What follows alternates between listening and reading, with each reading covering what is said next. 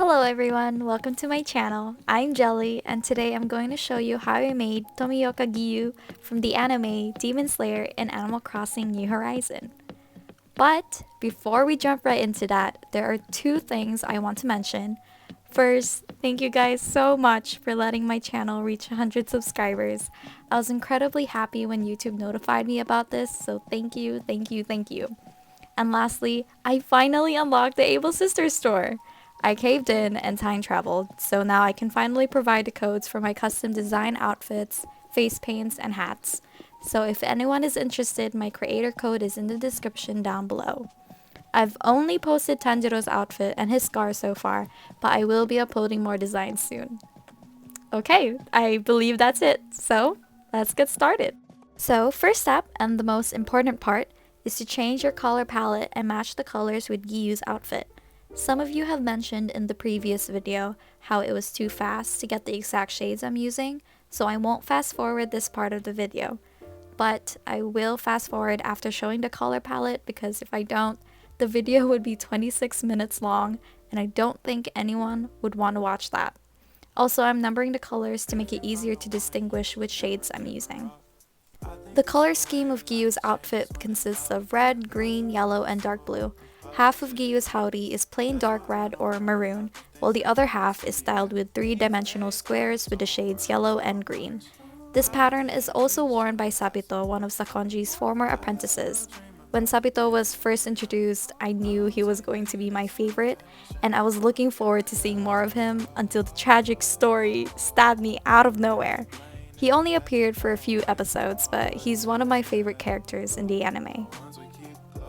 So now that we finally got the right color palette, I then colored the base of Giyu's outfit with shade number 6, and with the left sleeve, I used the first color in our palette. You can skip coloring the right sleeve and the back side since I'll be coloring it white later. As I've mentioned before, Giyu's howdy is split into two styles. One is plain maroon while the other side is designed with three-dimensional squares. It took me a long time to create this pattern because I really wanted to make the outfit look exactly like Giyu's. Although the squares don't look 3D, I'm pretty satisfied with this design, and using darker shades of yellow and green really helped give dimension to the flat design that I made.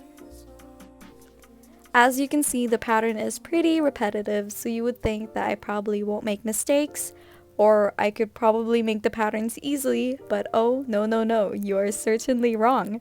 Oftentimes, I would get confused where to put the squares and which part to color. But lucky for you, this part of the video is played with 4 times the speed, so you won't have to witness me struggling. Using the colors 2, 3, 4, and 5, I started coloring the patterns. To those that are following the steps, to make things easier for you, you should start coloring all of the parts before shading or using the darker colors, which are 3 and 5. It took me a while to discover that coloring all of the shapes first and then shading them is faster compared to what I'm doing. Did that make sense? Also, I totally forgot to mention that at the last minute I outlined the left side of Giyu's howdy using black or color number 9, so don't forget to do that because it differentiates Giyu's howdy and his inner clothing. In simpler terms, it just looks better. That's why I don't worry about the things that I don't see.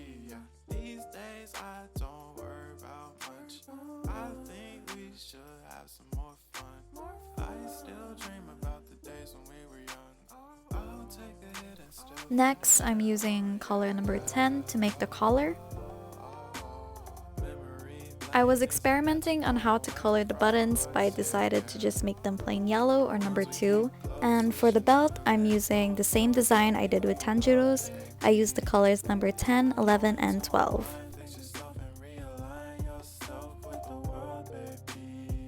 And onto the right sleeve, I repainted the base color of the sleeve white so I can differentiate the colors better. Then I used the exact same pattern and shades. After uploading my previous video of how I made Tanjiro, I started making Shinobu's outfit and I was finally satisfied, and I even started making the tutorial video, but I did something really stupid.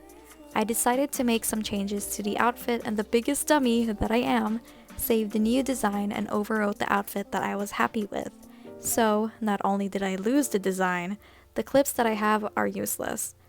Not only that, I thought of recreating the outfit again by following the clips that I have, but then I didn't even record how I made the pattern. Overall, it was so disorganized and stressful, so I'm just setting Shinobu's outfit aside for now until my mentality is ready to start again. I have so many adorable photos of Shinobu in Animal Crossing, and I was so excited to share it with you guys, but now I can't because I don't have the exact design of her outfit. And that is the end of my rant. On a different note, I started watching Haikyuu recently because a lot of people recommended the anime to me. I've actually seen the first season of Haikyuu and of course, I enjoyed it. But I never continued on with season 2 because I guess sports anime in general isn't really my cup of tea. There are a bunch of anime that I would rather watch than Haikyuu. I hope this doesn't offend anyone. Haikyuu is a really great anime, it's entertaining, emotional, and falling in love with the characters is inevitable. I mean, have you seen the characters? Haikyuu is probably one of the best sports anime I've seen so far, and also Kuroko no Basket? Or Kuroko's basketball? You know, now that I think about it, I don't think I've watched the second season of that anime either. Wow, I have a bad habit of doing that. So now that we finished the right sleeve, we are moving on to the back side. At first, I copied the front design and pasted it on the back, but it doesn't match with the sleeves, so I repainted everything white, then matched it with the corresponding sleeves.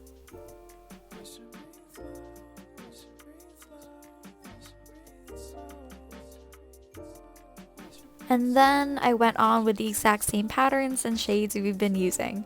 I'm going to cut this clip and go straight to the finished product of the backside because this video is getting a little too long and making the pattern is pretty self-explanatory. Also, I'm pretty sure you're all tired of seeing me make the exact same patterns over and over again. You can stop here if you want, but if you're willing to put in a little extra work, you could use the lighter shades of dark blue to make them legs pop. I mean, give the outfit more dimension. I believe these colors I'm using for Giyu's inner clothing is perfect for replicating Moichiro's outfit. Moichiro doesn't wear a howdy, he only wears the uniform that has the color dark cyan or dark turquoise. Also, I'm skipping this part of the clip and jumping to the finished product because the pattern is pretty self-explanatory and it also makes the video shorter. So yeah, I did the same process onto the back side and I thought I forgot to outline, but I actually didn't. Make sure to outline the front and back of Giyu's howdy. And voila! Here is the finished piece of Giyu's outfit. And here is the code. So for Giyu's face paint, I won't show the process of how I made it because it's optional and it's not really part of his look. If anyone is interested, the code is in the description down below. If you can't access the code and you want to recreate the mark, just let me know and I'd be happy to send you photos or clips. And now for the hairstyle. For Giyu's hairstyle, you could use the same hairstyle I used for Tanjiro, but in color black, or you could use the messy bed hair hairstyle. I wanted to unlock the Able Sisters store, so I time traveled a little too far that once my character came out of the house, her hairstyle became messy. To get the messy hairstyle, you'll have to miss a week or more of game time. You'll also have to take off anything on your head, which means no hats or accessories, or you won't be able to get the messy hairstyle. So the cons of doing this is that you'll lose your streak with Nuke Stop. Nuke Stop counts the consecutive days you've played the game. If you play every day straight for 7 days, I believe Nuke Stop will reward you 300 Nuke Miles. If you time travel or miss a day of game time, you will lose this streak. Another cons for time traveling is, of course, things will change in your town without you knowing. For my experience, another villager moved in. I thought of going to another island and recruit a villager there, but Gigi already moved in and my conscience won't let me kick her out. Anyways, if you really want the messy hairstyle, you should do it at your own risk. Okay, now that I've got everything explained, here's a quick slideshow of Giyu.